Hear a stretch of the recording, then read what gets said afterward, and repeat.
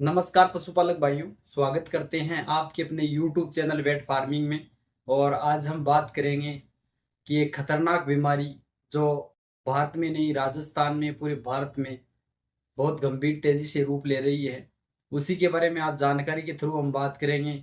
आपको बताएंगे उसकी क्या सावधानी है, किस प्रकार से पशु को बचाना है। पशुपालक भाइयों, आपने थंबनेल पे देख ही लिया होगा हम किस बीमारी के ऊपर बात करेंगे। तो पशुपालक भाइयों, आपसे रिक्वेस्ट है कि आप चैनल पे पहली बार आए हो तो कृपया करके चैनल को सब्सक्राइब कर दें, पशुपालक भाइयों के साथ शेयर कर दें, वीडियो को हो सके जितना शेयर कर दें, क्योंकि जो भी अच्छी अच्छी बातें होती है वो हम बताते हैं आपको, किसी रोग के बारे में, किसी बीमारी आने के बारे में। तो पशुपालक भाइयों, आपने कभी भी सुना होगा कि 2022 में एक पशु में ऐसी बीमारी आई थी, सामान्यतः गाय व बैलों में आई थी, जो एलएसडी के नाम से थी, जिसे लंपी स्किन डिजीज कहते हैं। सामान्य तौर पे हम बात करें तो उसे हम लंपी कहते हैं। वो बीमारी अब पाछी धीरे धीरे रूप ले रही है अपना। तो पशुपालक भाइयों, क्यों नहीं इसी बारे में मैं आपको बता दूं तो अच्छा रहेगा। मैंने सोचा कि अच्छा से आपको सूचना कर दें तो सही रहेगा, क्योंकि पशुपालक भाइयों, ये बीमारी बहुत गंभीरता से वो कई राज्यों में, कई जिलों में अच्छी तरीके से रूप ले रही है। राजस्थान में भी कई जगह अच्छी प्रकार से रूप ले चुकी है। हम देख रहे हैं कि सामान्य कई कई गांवों में भी ये लंपी स्किन डिजीज एलएसडी जो आ गई है। तो पशुपालक भाइयों, आपके पास पशु है तो उसकी सुरक्षा करना आपके हाथ में है। अब बीमारी ऐसा है कि मैं ये तो नहीं कह सकता कि बहुत तेजी से फैलेगी, लेकिन कई कई जगह पर देखते हैं कि ये बहुत तरीके से रूप ले रही है और अपना रूप का प्रभाव दिखा रही है। तो पशुपालक भाइयों, आप चैनल पे पहली बार आए हो तो कृपया करके चैनल को सब्सक्राइब कर दे, पशुपालक भाइयों के साथ वीडियो को शेयर कर दे। इसकी जो भी इसकी सामान्य स्टेप बाय स्टेप मैं आपको बता जाऊंगा, इसकी जानकारी देता जाऊंगा कि किस प्रकार से इसे रोकथाम करनी है।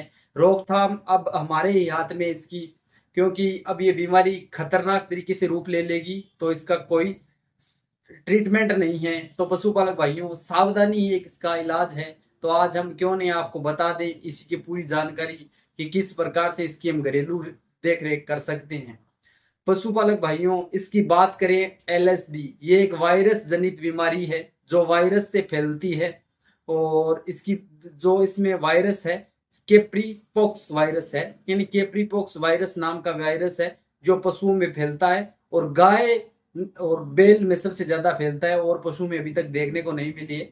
लेकिन क्यों नहीं पशुपालक भाइयों, हम इसका ध्यान रख ले तो अच्छा रहेगा, क्योंकि ये जब ऊंची तरीके से रूप ले जाएगी तो इसका सामान्य इलाज करना भी बहुत नामुमकिन है। 2022 में हमने देखा था कि बहुत सारे पशु मृत घोषित हो गए, यानी मृत हो गए थे, मरने की संख्या बहुत संख्या में ज्यादा थी। तो इसकी बात आज हम करते हैं। पशुपालक भाइयों, आप पहले तो ध्यान रखें कि ये वायरस जनित है, तो मच्छर से हो सकती है, मक्खी से हो सकती है, एक से दूसरे पशु में ये फैलती है, खतरनाक तरीके से फैलती है, ऐसे नहीं है।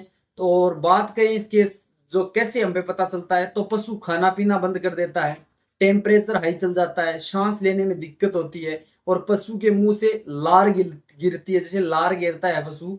और कई दिन बाद में हम पता चलता है कि पशु के शरीर पे मोटे मोटे चपटे गांठे हो जाती है, तो जिसे हम कहते हैं लंपी स्किन डिजीज एलएसडी। तो पशुपालक भाइयों, इतनी तेजी तरीके से ये फैलेगी तो, क्योंकि अभी तो कई राज्यों में देखने को मिले हैं, लेकिन जहां भी आपके कहीं भी कहीं पर भी ये नहीं फैली है तो आप इसका उपाय कर सकते हैं। पशु की इम्यूनिटी जब तेज होगी तो ये बीमारी आने की बहुत कम संभावना होगी।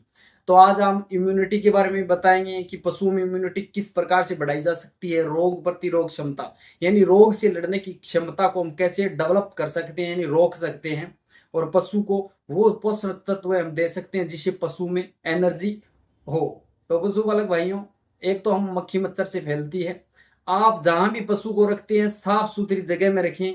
जो भी पशु संक्रमित है उस पशु को खाना, पानी, चारा सब कुछ अन्य जगह पर दे।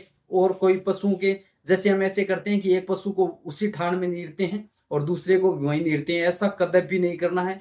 बीमारी बहुत खतरनाक बीमारी है। 2022 में मेरे प्रिय पशुपालक भाई देख भी चुके इसका रूप कैसा था, बहुत खतरनाक तरीके से फैलती थी। और अगर ये जानकारी इसमें इसी प्रकार से आप पशु को रखते हो तो ये बीमारी फैलने के कम चांस है। तो पशुपालक भाइयों, सामान्य एक ही बात है कि अगर पशु की इम्यूनिटी आप बढ़ा के रखोगे तो पशु में बीमारी आने की कम संभावना रहेगी। जहां भी एक पशु को रखते हो वहां पे फिनाइल का छिड़काव करें, मक्खी मच्छर न होने दें। और एक सामान्य बताता हूँ, एक हाईटेक का आइवरमेक्टिन इंजेक्शन आता है जो आप पशु को पशु चिकित्सक की देख रेख में तुरंत लगवा लेना चाहिए, क्योंकि अगर बीमारी आ ही जाती है तो संक्रमित दूसरे पशु को संक्रमित तो न कर सकें। इसका ये आपको ध्यान में रखना चाहिए। जो भी आपके पास पशु कंपाउंडर है या पशु चिकित्सक है, उन्हीं की देख रेख में आप इंजेक्शन लगवा लें, आप खुद लगाने का प्रयास मत कीजिएगा। और बात रहती है हम सामान्य घरेलू क्या चीज दें जिससे पशु की बीमारी रुक सकती है, पशु में ऊर्जा बनी रही है, उसके लिए हम क्या खिलाएं। पशु को गुड़, जो गुड़ आता है सामान्यतः हम देखते हैं जो एनर्जी में नंबर 1 पे माना जाता है, और जिसके साथ चने मिला के पशु को खिलाना चाहिए। 4 5 10 दिन 10 15 दिन आप पशु को चने व गुड़ खिला सकते हो, ये खिलाना चाहिए। और गुड़ खिलाने के बाद पशु को पानी नहीं पिलाना चाहिए, क्योंकि इसमें घातक कई बीमारियां हो सकती है, जैसे नमोनिया जैसी समस्या पशु में आ सकती है, तो इसी का भी ध्यान रखें। और बात करते हैं आप गिलोय, गिलोय देखते हो हर जगह पर अवेलेबल हो जाती है, पशु को गिलोय का काढ़ा बनाकर पिलाना चाहिए, जिससे पशु की रोग प्रतिरोध क्षमता बढ़ती जाएगी, जिससे पशु सही रहेगा और पशु में लड़ने की संभावना, लंपी से लड़ सकती है, उसकी भी सही पूरी संभावना रहेगी। तो क्यों पशुपालक भाइयों, इन चीजों का ध्यान रखें।